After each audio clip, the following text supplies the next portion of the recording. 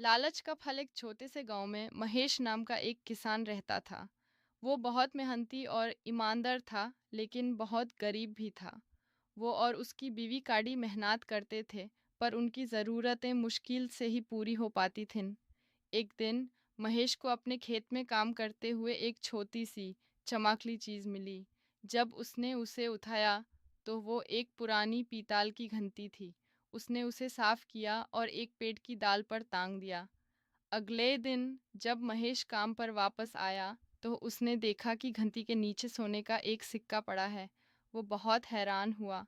उसने घंटी को फिर हिलाया और थोड़ी देर बाद एक और सोने का सिक्का ज़मीन पर आ गिरा।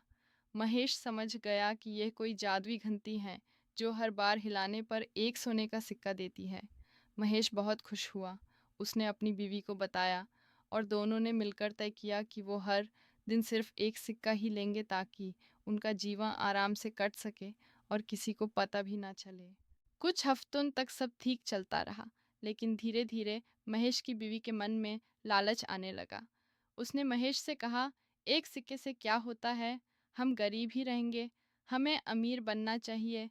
तुम घंटी को एक बार की बजाय 10 बार क्यों नहीं हिलाते? पहले तो महेश ने मना किया, पर बीवी के रोज़-रोज़ कहने पर वो मान गया। अगले दिन महेश ने घंटी को पूरे 10 बार हिलाया। 10 सोने के सिक्के तो गिरे, लेकिन 11वें बार जब उसने हिलाने की कोशिश की, तो घंटी टूट गई और ज़मीन पर गिरकर सादा पीतल का टुकड़ा बन गई। उसके हाथ से एक-एक करके सारे सोने के सिक्के भी गायब हो गए, जैसे वो कभी थे ही नहीं।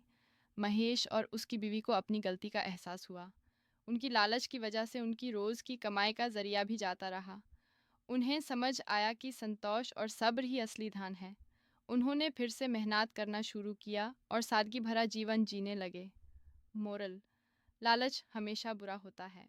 जो कुछ हमारे पास है उसमें संतोष करना और सब्र रखना चाहिए, नहीं तो जो है वो भी खो जाता है। जो कुछ हमारे पास है उसमें संतोष करना और सब्र रखना चाहिए, नहीं तो जो है वो भी खो जाता है।